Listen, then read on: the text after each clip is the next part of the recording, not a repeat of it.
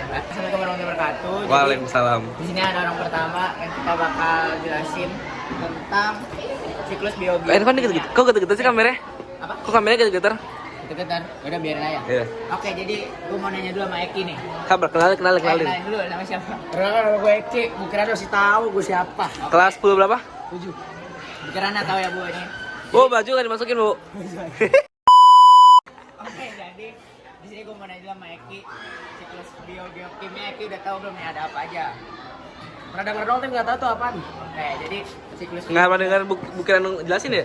siklus biokimia itu ada 5 sebenarnya, tapi di sini gue mau jelasin salah satunya aja. Salah satunya itu ada daur fosfor atau daur padat. Oke. Nah, jadi penjelasannya itu kayak gini. Jadi di dalam bumi itu ada yang namanya fosfat. Nah, fosfat itu akan diserap oleh tumbuhan melalui akar-akarnya. Jadi tumbuhan itu jadi memiliki fosfatnya juga. Nah, setelah itu fosfat yang ada di dalam tumbuhan itu akan dimakan oleh hewan.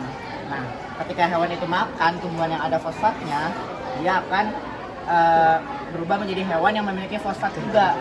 Nah, ketika itu hewan itu ketika mati akan didekomposisi oleh dekomposer sehingga fosfatnya itu menjadi fosfat anorganik. Nah, setelah fosfat anorganik itu akan mengalami pencucian sehingga dapat berubah menjadi batuan.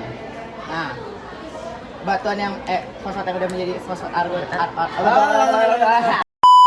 fosfat anorganik yang sudah menjadi batuan itu akan terangkat oleh sistem biologi sehingga menjadi fosfat batuan. Nah, fosfat batuan itu akan mengalami pelapukan karena adanya hujan. Jadi dia lapuk lah istilahnya. Jadi batuan itu yang lapuk karena hujan akan berubah lagi menjadi fosfat anorganik. Nah, fosfat anorganik itu akan diserap lagi oleh tumbuhan dan siklus itu berulang begitu saja. Gitu. Udah ngerti berarti Eki sekarang ya? Oke, udah ngerti sekali. Oke, thank you sekali Eki. Yoi. Oke, kita lanjut ke orang selanjutnya. Silakan perkenalkan diri. Nama saya Seras Karabani dari 109. Tanggal 3 selalu kalah sama orang keempat. Oke, jadi selanjutnya di sini gue mau nanya dulu sama Sehan. Deketan. Kira-kira udah tahu belum nih? Jangan dicipok tapi ya. Kira-kira Sehan udah tahu belum nih daur air itu kayak gimana? Udah. Kurang ngerti sih. Oh, kurang ngerti ya. Jadi di sini gue mau jelasin daur air itu seperti apa. Jadi daur air itu dimulai dari laut yang mengalami evaporasi atau penguapan. Kayak lu jangan slay gitu apa kayak sudah nari ya. Kayak menari. Emang juara 1 nari. Lanjut dah. Jadi laut itu mengalami evaporasi atau penguapan. Nah, setelah mengalami evaporasi, air itu akan mengalami kondensasi atau pembentukan awan. Nah, setelah itu awan itu akan bergerak dan berubah menjadi awan hitam. Dan ketika awan itu sudah menjadi hitam, awan itu akan melakukan proses yang namanya presipitasi. Presipitasi itu adalah proses turunnya air hujan. Nah, air hujan yang turun itu akan diserap oleh tanah yang namanya tuh infiltrasi. Nah, kan tanah nggak mungkin menyerap semua air hujannya kan. Jadi ada juga air yang ikut terbendung dan menjadi waduk. Nah, dari waduk itu akan mengalir terus sampai ke sungai dan sampai ke laut lagi. Nah, pas sudah laut itu akan mengalami proses evaporasi lagi. Nah, selain dari laut, siklus air ini juga bisa dari tumbuhan atau tanaman. Nah, cuman kalau dari tumbuhan atau tanaman itu namanya bukan evaporasi tapi transpirasi. Jadi penguapan air yang dari tanaman itu disebut transpirasi. Gitu. Udah ngerti belum? Udah tahu ngerti belum? Yo, makasih Kak. Oke, jadi kita sekarang sudah bersama orang terakhir. Mungkin bisa memperkenalkan diri terlebih dahulu. Perkenalkan, nama saya Syalma Flania Putri dari kelas 7.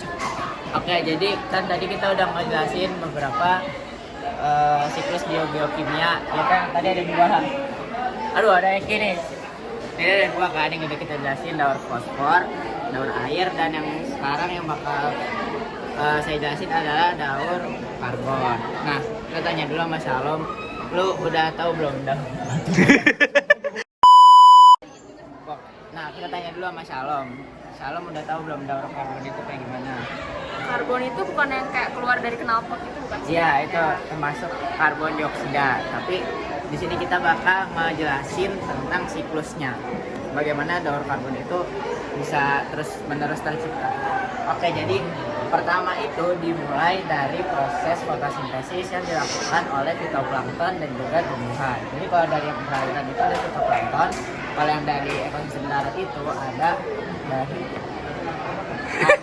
dari tumbuhan yang melakukan fotosintesis. Nah, fotosintesis tumbuhan itu diambil dari karbon dioksida yang diserap oleh tumbuhan lalu mengeluarkan oksigen. Nah, oksigen yang dikeluarkan dari tumbuhan itu akan dimanfaatkan oleh manusia dan hewan dengan melakukan proses respirasi. Nah, sebenarnya dari proses respirasi ini juga sudah tercipta karbon dioksida, tapi ada cara lain lagi nih. Apa tuh Pak? Ini ketika tumbuhan dan hewan itu mati, dia akan didekomposisi oleh dekomposer. Nah, hasil dari dekomposisinya itu akan berupa bahan bakar fosil. Jadi kayak udah terkubur lama, dia akan berubah menjadi bahan bakar fosil. Nah, bahan bakar fosil itu biasanya dimanfaatkan untuk industri kendaraan bermotor. Nah, jadi hasil dari asap industrinya itu juga berupa gas karbon dioksida. Nah, karbon dioksida yang udah kembali ke langit atau di permukaan itu akan diserap lagi oleh tumbuhan untuk dilakukan fotosintesis. Jadi siklusnya itu ulang-ulang begitu aja. Jadi udah ngerti belum salah? Udah Kak Rabil. Ngerti banget. Tongkat 100 Bu.